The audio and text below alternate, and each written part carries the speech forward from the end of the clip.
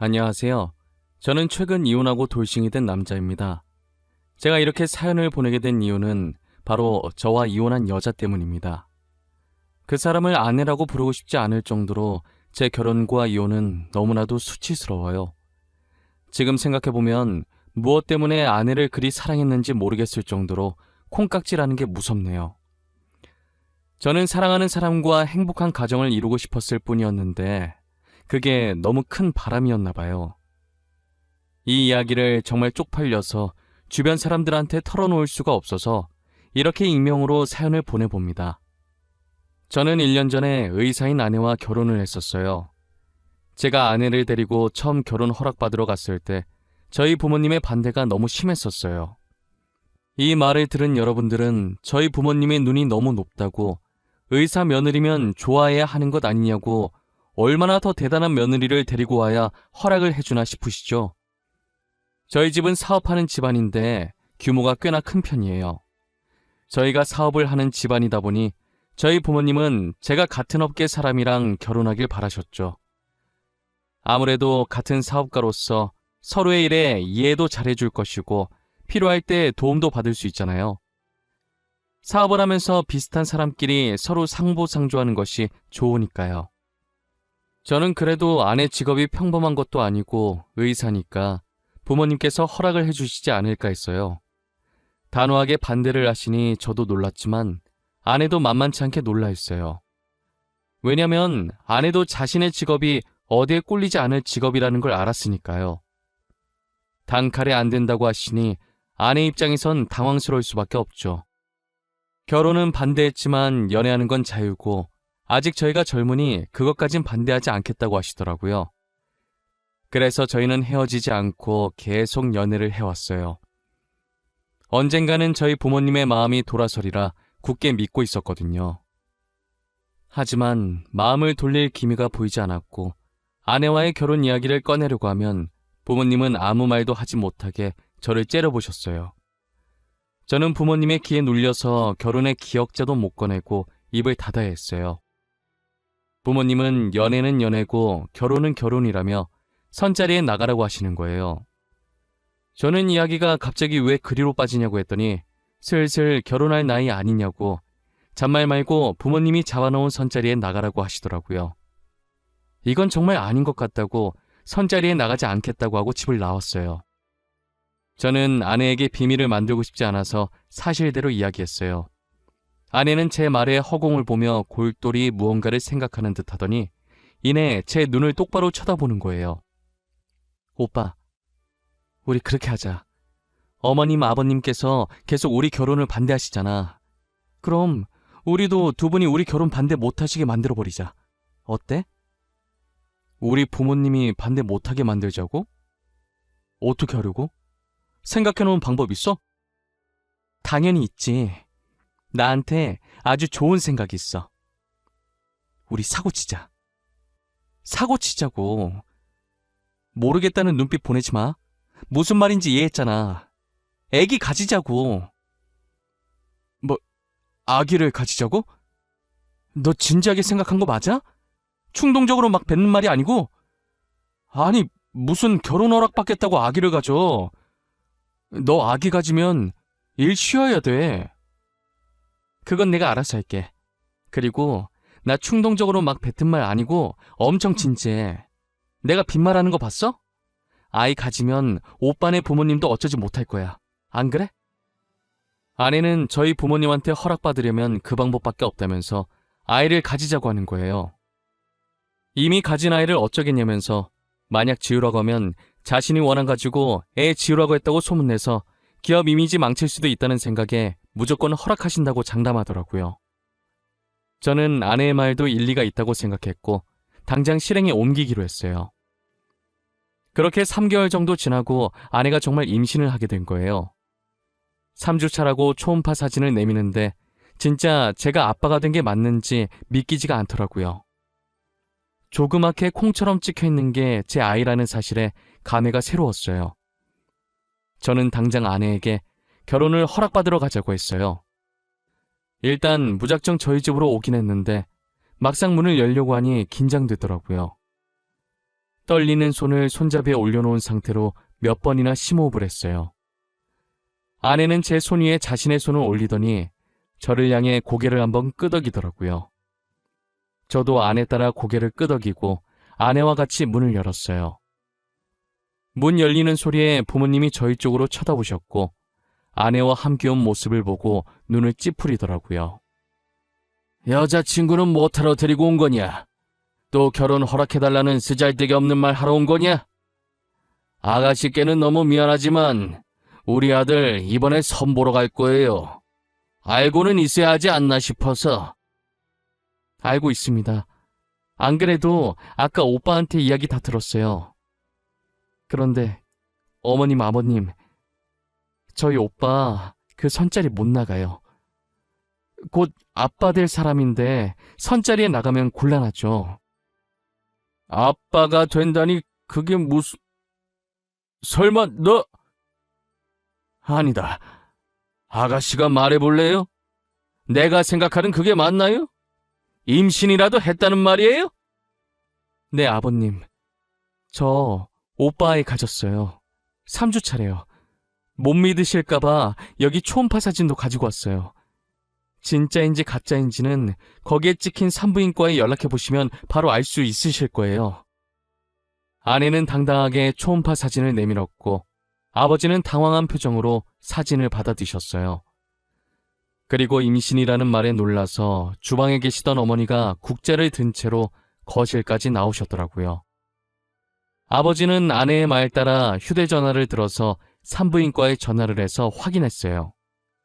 산부인과 측에서 맞다고 했는지 전화를 끊고 아무 말 없이 사진만 빤히 보시더라고요. 저 아내는 괜히 긴장돼서 옴짝달싹도 못한 채 마른 침만 삼켰어요.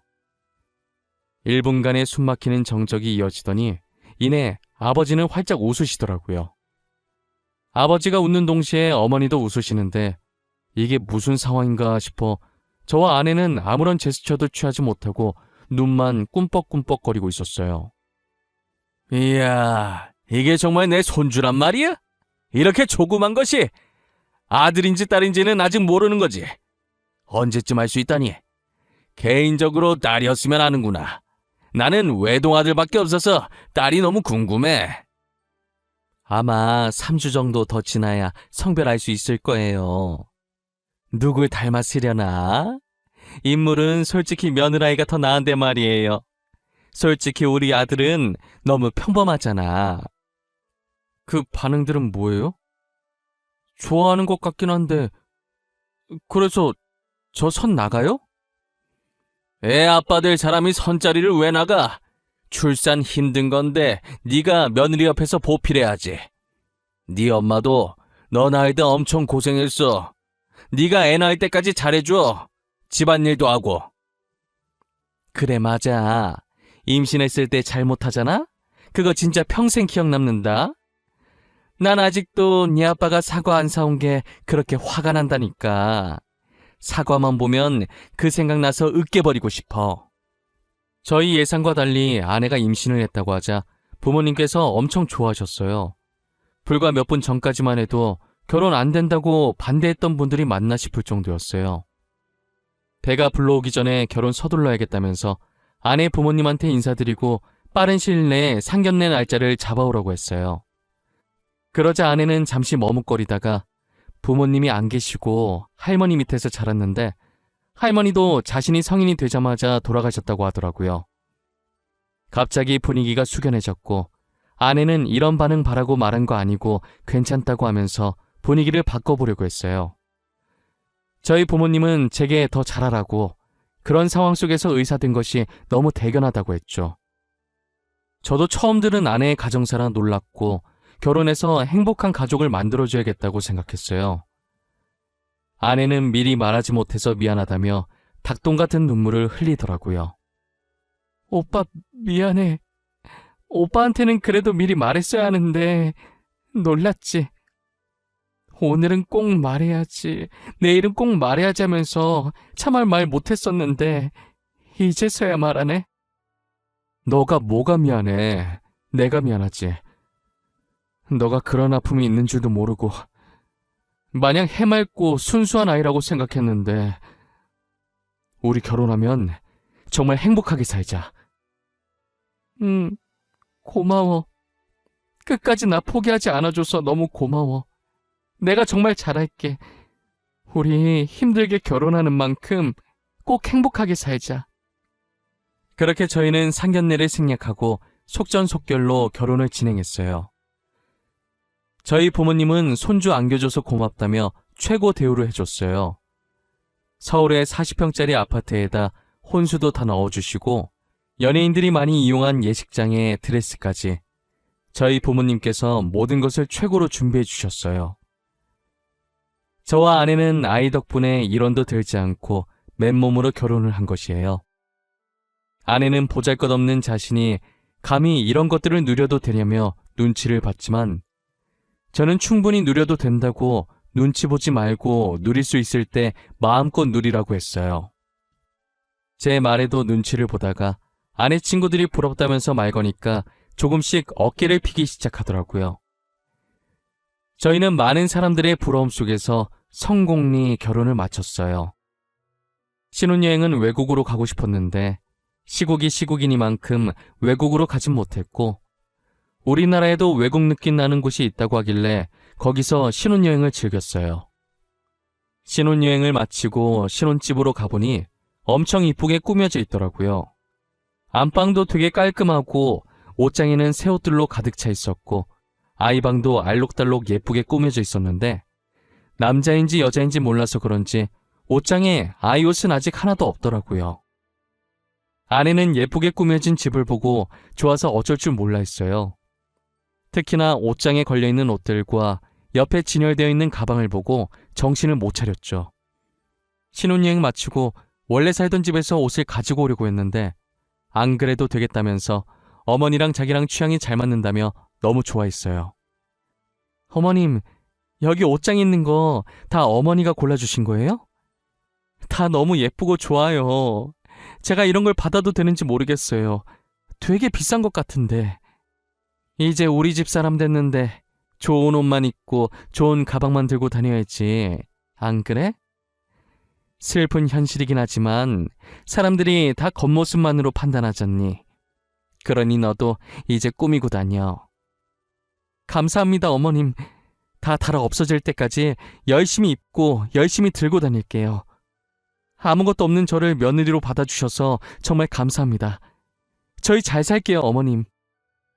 그래, 나야말로 우리 손주 안겨줘서 고맙구나.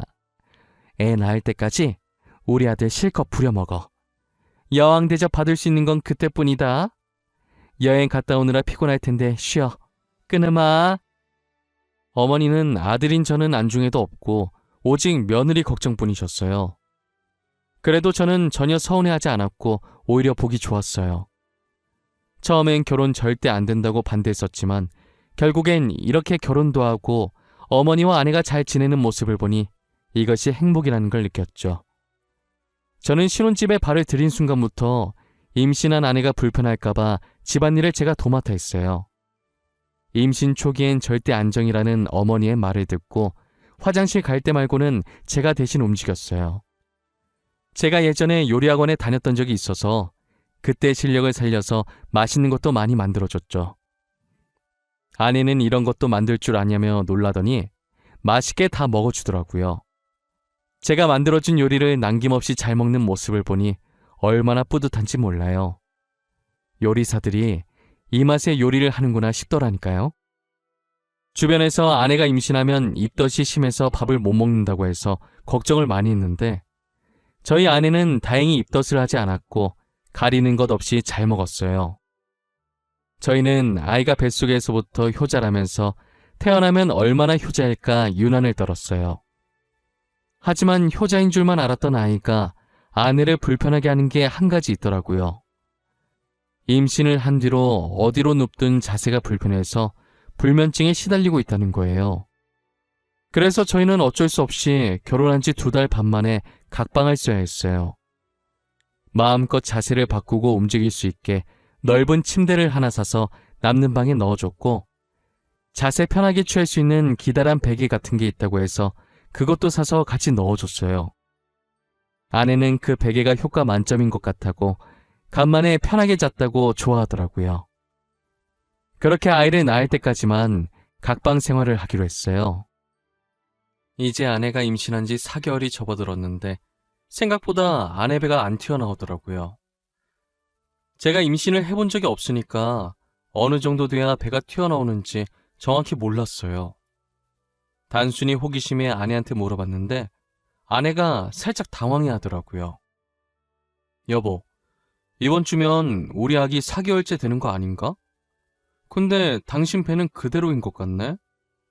내가 임신을 안 해봤으니까 잘 모르지만 4개월째 되면 배가 튀어나오지 않아? 튀어나오지. 근데 그건 애기 크는 속도에 따라 달라. 우리 애가 다른 애에 비해 체구가 작나 보다. 앞으로 다른 애들처럼 크게 잘 먹어줘야겠어. 그래? 근데 당신 최근에 되게 잘 먹었잖아. 영양소 고루고루 잘 먹여야 하나? 우리가 너무 고기만 먹긴 했어. 야채도 좀 먹어야겠다. 임산부한테 좋은 음식 좀 알아볼게. 진짜 매번 고마워. 나 정말 남편 하나는 기가 막히게 잘 뒀다니까? 당신 같은 사람을 어디서 만나. 항상 고마워. 아니야, 나야 고맙지. 너 덕분에 내가 사람 됐잖아. 우리 앞으로도 지금처럼 행복하게 살자. 저는 아내가 당황해하긴 했지만 아무래도 아내가 의사이기 때문에 의심 없이 아내의 말을 믿었어요. 그 뒤로 임산부에게 좋다는 음식만 골라서 아내에게 해다 바쳤고 아내는 아기를 위해 열심히 먹었어요. 다행히 아이에게 아무 문제가 없는지 아내의 배가 조금씩 불러오기 시작하더라고요. 아내는 자신의 병원에 산부인과도 있어서 근무하면서 홀로 검진을 다녔고 저는 이쯤 되니 아이의 성별이 궁금해지더라고요. 하지만 낳았을 때 아는 게 더 감회가 새로울 것 같아서 성별을 물어보지 않았어요. 아내는 몸이 무거워질수록 점점 화가 많아졌고 저는 아내가 화내면 아이에게 좋지 않으니 친구들 만나서 스트레스라도 풀라고 카드를 쥐어줬어요. 앞으로 계속 제 카드를 들고 있다가 필요한 것들 사고 먹고 싶은 것도 사 먹으라고 했죠. 아내는 카드를 보고 두 눈을 반짝이더니 진짜 다 사도 되냐고 갑자기 애교를 부리더라고요. 저는 그 애교에 넘어가서 사고 싶은 거 다 사라는 말을 내질러 버렸어요. 아내는 정말 사고 싶은 것들 다 사기 시작했고 집에 비슷한 가방이 여러 개나 있는데도 자신의 성에 차지 않는지 계속 사들였어요. 저는 그만 사라고 하려다가 한 입으로 두 말하는 쪼잔한 남자 될 것 같고 임신할 때 잘해야 된다고 안 그러면 두고두고 기억에 남는다는 어머니의 말이 생각나서 그냥 두고 볼 수밖에 없었어요. 그러다 아내가 대뜸 친구와 태교 여행에 가고 싶다고 하더라고요. 자기 친구들도 아이 가졌을 때 태교 여행 갔다고 하면서요. 자기야, 나 친구들이랑 태교 여행 갔다 오면 안 돼? 내 친구들도 아이 가졌을 때 친구들끼리 태교 여행 갔다고 하더라고. 그래? 근데 나랑 가면 되잖아. 꼭 친구들이랑 가야 돼? 자기, 나 서운하려고 그래? 아니, 나 결혼하고 나서 친구들이랑 여행 한 번도 못 가봤단 말이야. 이때까지 자기랑 많이 놀았잖아. 이번엔 자기가 양보해주면 안 돼? 알겠어. 아쉽지만 내가 양보해야겠네. 친구들이랑 재밌게 놀다 와. 어디로 얼마나 놀고 올 건데? 오래 있다 올 거야? 이렇게 무거운 몸으로 어떻게 오래 있다 와. 그냥 짧게 2박 3일 갔다 올 거야. 요즘 경주가 그렇게 핫하대. 그래서 경주 갔다 오게. 그래, 조심히 갔다 와. 언제나 몸 조심하고, 알겠지? 카드는 전에 내가 준 거 있지? 그거 가지고 가서 재밌게 놀다 와. 그렇게 아내는 친구들과 경주로 2박 3일 여행을 떠났고 저는 간만에 휴식을 취했어요. 친구들한테 아내 여행 갔다고 이야기하니 혼자 있을 때 술 한잔 하자고 부르더라고요. 저도 곰곰이 생각해보니 아내 챙기느라 친구를 한 번도 못 만났던 것 같아요. 간만에 친구들 만나 에너지 충전 좀 하자 싶어 편한 옷을 찾고 있었어요. 근데 제가 입으려고 했던 후드티가 안방 옷장에 안 보이는 거예요. 며칠 전에 아내가 제 후드티를 입었던 게 생각나서 혹시나 거기에 있나 보려고 아내 방에 들어가서 옷장을 확인했어요. 옷장을 하나씩 확인하는데 걸려있는 옷 사이에 이상한 게 하나 있더라고요. 손으로 잡으니 묵직한 게 한 손으로 빼내기가 쉽지 않더라고요. 끙끙거리면서 빼보니 이상한 물건의 정체는 TV 속에서 많이 보던 임산부 체험복이었어요. 저는 도대체 이게 왜 아내 방에 있지 하면서 별 생각 없이 옆에 세워두고 후드티를 마저 찾다가 갑자기 쎄한 느낌이 들었는데 설마 하고 넘겼어요. 그 당시엔 제가 드라마를 너무 많이 봐서 쓸데없는 생각하고 있는 거라고 믿었어요. 저는 그게 왜 있는지 너무 궁금해서 아내가 돌아오는 날엔 평일이라 제가 퇴근하고 저보다 먼저 집에 와서 짐을 풀고 있는 아내에게 물어봤어요. 아내는 아무렇지 않게 자기 환자가 주문한 거라고 하더라고요. 내가 당신 여행 가 있는 동안에 후드티 찾는다고 잠시 당신 옷장 봤었거든. 근데 TV에서나 보던 임산부 체험복 있더라고. 그거 뭐야? 왜 당신 방에 그게 있어? 아, 그거? 안 그래도 그거 내일 병원에 가지고 가야 돼. 환자가 주문한 거거든. 아내 임신 준비하는데 그 전에 자기가 아내 고통 먼저 느껴보고 싶다나? 그래서 내가 주문해줬어. 그런 거였어? 특이한 환자분이네. 하긴 먼저 고통 느껴보는 것도 좋긴 하겠다. 얼마나 힘든지 알아야 아내한테 더 잘할 거 아니야. 좋은 남편이시네. 아참, 당신한테도 저거 주문해서 입혀볼 걸 그랬나? 그럼 내가 지금 얼마나 힘든지 알 텐데. 난 괜찮아. 나는 입어보지 않아도 충분히 알았어. 그때 들어보니까 되게 무겁더라고. 나는 정말 괜찮은 것 같아. 당신 아직 저녁 안 먹었지? 내가 저녁 차려줄게. 아내는 호기심 가득한 표정으로 제게 임산부 체험복을 따로 주문해서 입어보길 권했고 저는 정말 입으라고 할까봐 말을 돌려버렸어요. 아내는 밥 먹으면서도 괜히 임산부 체험복 얘기를 하면서 난처해하는 제 표정을 보고 즐기더라고요. 저는 모양 빠지게 안 입겠다고 한 게 뒤늦게 민망해서 멋쩍은 듯 머리를 긁었어요. 그러다 한날은 제가 지방 출장이 잡혀 있었는데 갑자기 취소가 된 거예요. 당시 제가 피로감도 많이 쌓이고 몸이 좋지 않은 느낌이라 가기 싫었는데 잘 됐다 싶었어요. 저는 컨디션도 안 좋고 빨리 쉬고 싶은 마음에 아내에게 연락도 안 하고 곧장 집으로 갔어요. 운전도 못할 것 같아서 차를 회사에 두고 대중교통 이용해서 집에 갔죠. 집으로 들어가니 아내의 목소리가 현관까지 들리더라고요. 거실에 가니 안 보이고 소리 들리는 쪽으로 발걸음을 옮겼어요. 아내는 제가 들어오는 소리도 못 들었는지 방에서 열심히 누군가와 신나게 통화하고 있더라고요. 천천히 걸어서 문 앞에 다다랐을 때 문틈 사이로 들려오는 아내의 목소리를 듣고 멈춰섰어요. 근데 너 이제 어떡할 거냐? 대충 유산했다고 하지 왜 이렇게 질질 끌었어? 아이 어디서 구하려고 그래? 나 사사나 나왔다고는 말 못해준다. 미리 말했어. 야, 친구 좋다는 게 뭐냐? 이번에도 나 좀 도와줘.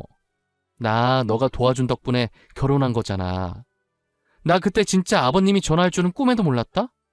얼마나 간 쫄리던지. 너 저번에 임산부 체험복 들킬 뻔했다며. 진짜 웃겨. 야, 잠깐만. 너네 남편 출장 갔다고 했지? 남편 출장 가 있는 동안에 유산했다고 하면 안 돼? 애 심장 안 뛰어서 수술했다고 하면 되잖아. 너 진짜 머리 좋다. 어떻게 그런 생각을 해내지? 애 심장 안 뛰는데 자기네들이 어쩔 거야. 그치? 나는 그냥 이 집 며느리로 있기만 하면 돼. 아버님 재산이 진짜 어마어마하더라고.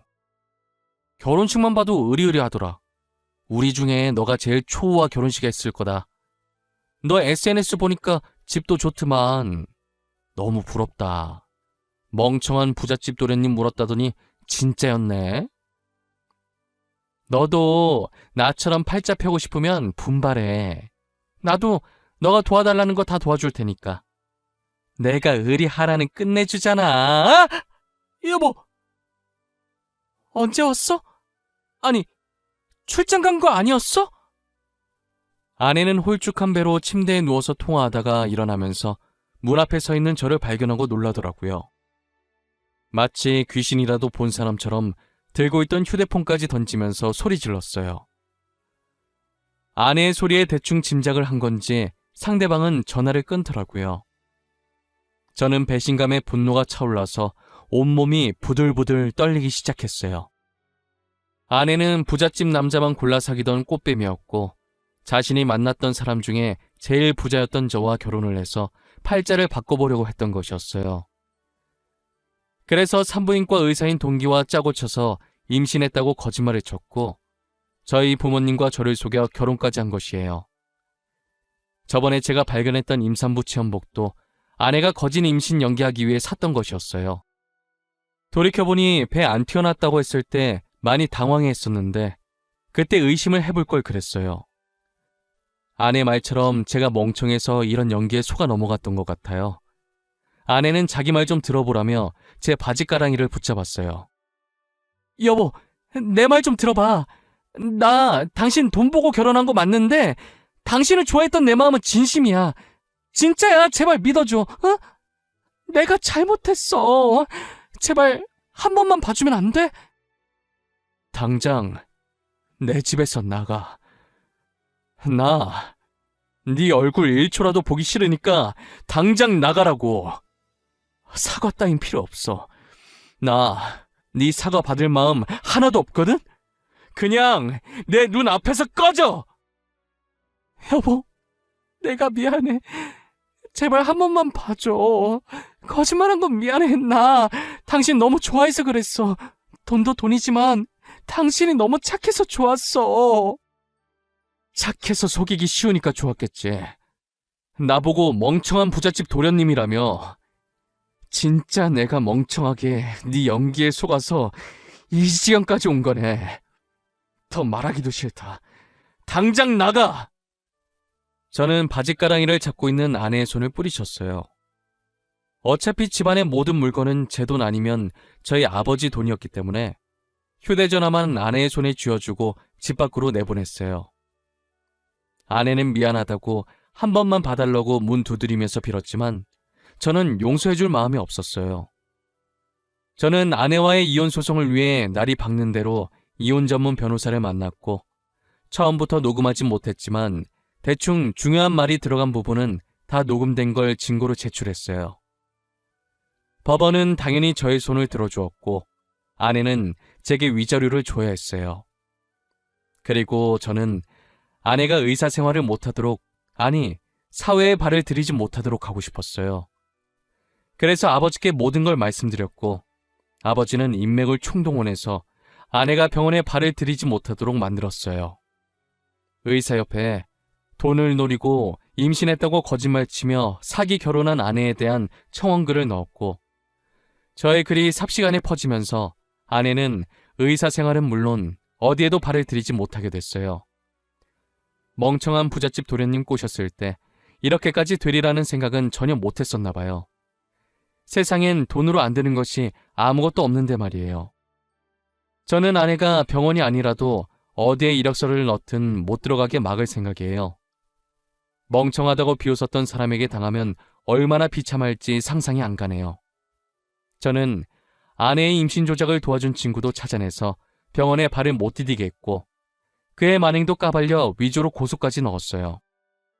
어차피 저는 이런 일이 있어도 꽃뱀한테 걸려서 불쌍하다는 얘기만 듣지 아내는 아마 평생 꼬리표가 남아 새 출발하긴 힘들 거예요. 그래도 저는 부잣집 도련님이라 그런지 이혼을 해도 저와 선을 보고 싶어하는 사람이 많더라고요. 역시 부모님들 말씀대로 비슷한 집안끼리 결혼을 할 걸 그랬나 봐요. 옛말에 어른들 말 들으면 자다가도 떡이 생긴다는 말이 있잖아요. 괜히 사랑에 눈 멀어서 부모님 말 안 듣다가 벌 받는 것 같은 느낌이에요. 지금은 부모님이 마음에 들어하는 조건의 여자를 소개받아 결혼을 전제로 만나고 있는 중이에요. 다시 결혼하고 싶은 마음은 없었는데 저희 부모님이 간절히 원하시더라고요. 사실 저희 부모님이 평상시에도 아기를 되게 좋아하셨어요. 그래서 전 아내가 아이를 가졌을 때 되게 행복해하면서 출산일만 기대하고 있으셨거든요. 아이 가지고 장난친 전 아내를 두고두고 저주하겠다며 이를 갈고 계세요. 간이 얼마나 크면 감히 우리 집안을 속이냐고 하면서요. 아마 전 아내가 대한민국을 뜨지 않는 한 살아있는 동안에 끊임없이 저희 부모님께 시달릴 것 같네요. 저도 저희 부모님처럼 전 아내를 가만히 놔둘 생각은 전혀 없어요. 슬슬 제 이야기를 여기서 끝내보려고 합니다. 드라마에서 보던 일을 겪어보니 아직도 뒤통수가 얼얼하네요. 사랑했던 사람에게 배신을 당하니 사람이 정말 땅끝까지 절망에 빠지게 되더라고요. 지금은 잘 이겨내고 다른 사람을 만나고 있지만 당시엔 정말 죽을까도 생각 많이 했어요. 그래도 이렇게 좋은 사람을 만나 많이 치유되어 다행이죠. 여러분들도 저처럼 멍청하게 당하지 말고 뭐든 확실히 알아보시길 바랄게요.